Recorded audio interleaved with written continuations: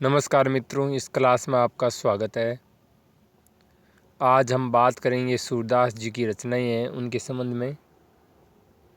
इससे पहले हमने जो पढ़ा था वो सूरदास जी की सामान्य जानकारी थी, जिसमें जन्म है, जन्म स्थान है और अन्य कोई तथ्य हैं, उसके बारे में पढ़ी हमने क्लास ली थी।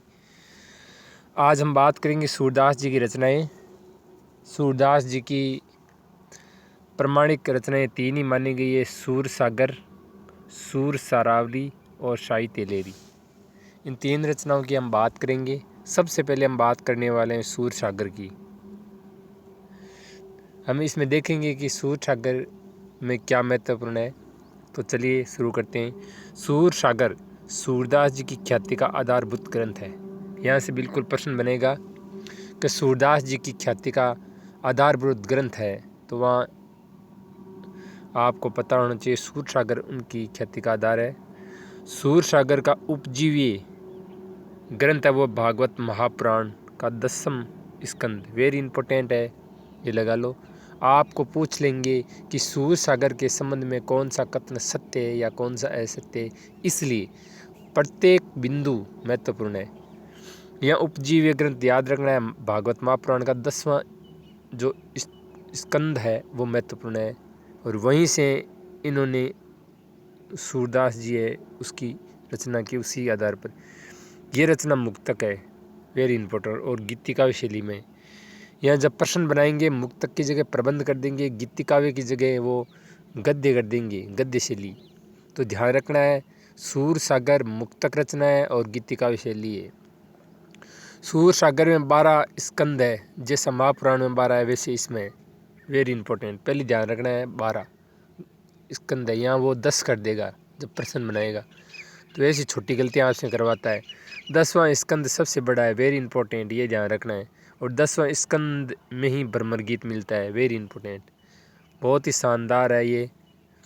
इसकी हर एक बिंदु एक प्रश्न बनता है और आपको कंफ्यूज करने के लिए पर्याप्त है। सूर सागर का सबसे मर्म स्पर्शी और वाग्दपूर्ण अंश भ्रमर गीत है, ऐसा रामचंद्र शुक्ल जी का कहना है। कैसा? सूर सागर का सबसे मर्म स्पर्शी और वाग वेदग्धपूर्ण अंश है भ्रमर गीत। वेरी इंपॉर्टेंट है ये कथन। आगे देखो,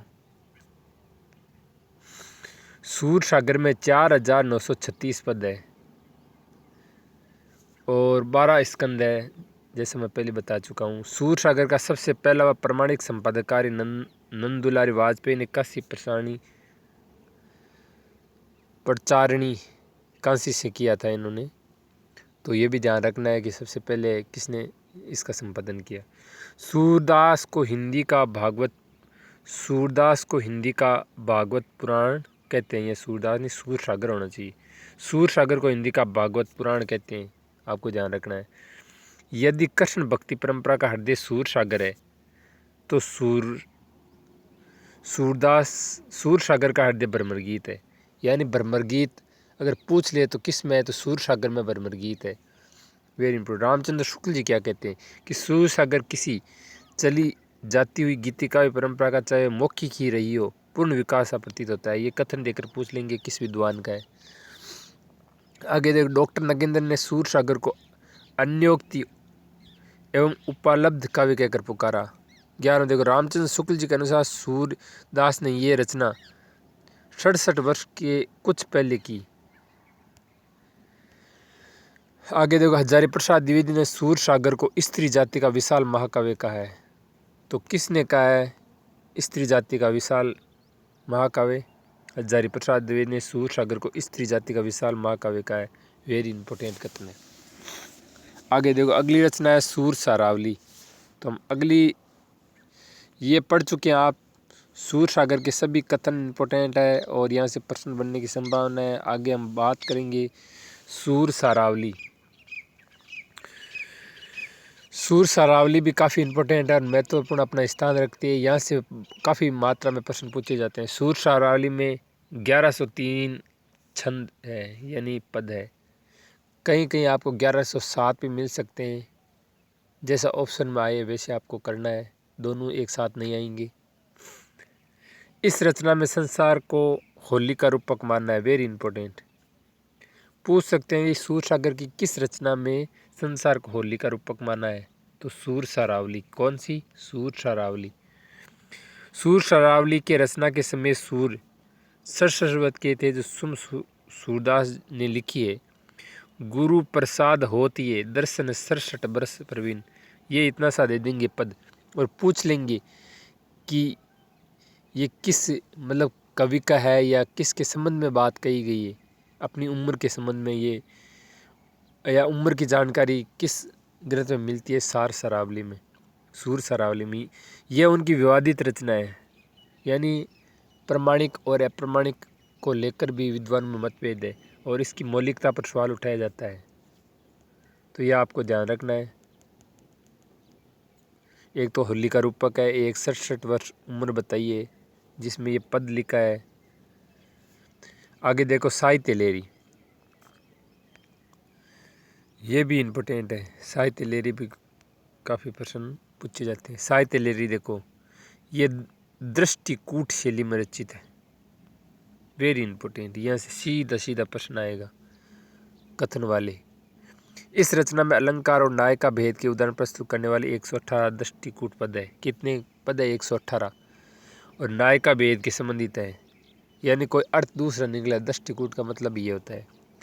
लेकिन ये बात इम्पोर्टेंट है, लेकिन बाद में देखो 118 दृष्टिकूट पद है, जिसमें 112वें पद में सूरदास ने स्वयं को चंद्रवरदाई, जो पृथ्वीराज रासो के रचयिता है, उनके वंश परंपरा में माना है 112वें पद में। तो पूछ सकते हैं कि कौन से क्रम के पद में सूरदास ने स्वयं को चंद्रवरदाई का वंशज माना है, या किस रचना में स्वयं को चंद्रवरदाई का वंशज होने की बात कही है? तो साहित्य लेरी में। साहित्य लेरी की रचना काल के बारे में लिखा मिलता है कि मुनि सुनी रसन के रस लेख दसन गौरीनंद को लिखी सुबल संवत पेख, यानी ये रचना 1607 ऐसा रामचंद्र शुक्ल जी कहते हैं। और इसमें ये पद देकर पूछ सकते हैं कि किस रचना के संबंध में ये बात कही गई है। तो यहाँ हमने बात की सूरदास जी की रचनाओं के बारे में। तीनों रचनाएं महत्वपूर्ण हैं और मैंने कथन है वो भी प्रमाणिक बुकों से लिए, और मैंने शायद ही ऐसा कोई कथन छोड़ा जो महत्वपूर्ण और मैंने शामिल नहीं किया है। अगर ये क्लास आपको अच्छी लगी है तो आप चैनल को सब्सक्राइब कर लीजिए ताकि नोटिफिकेशन मिले, और अगली क्लास का आप करिए इंतज़ार, और पहले की क्लासें वो ज़रूर देखिए।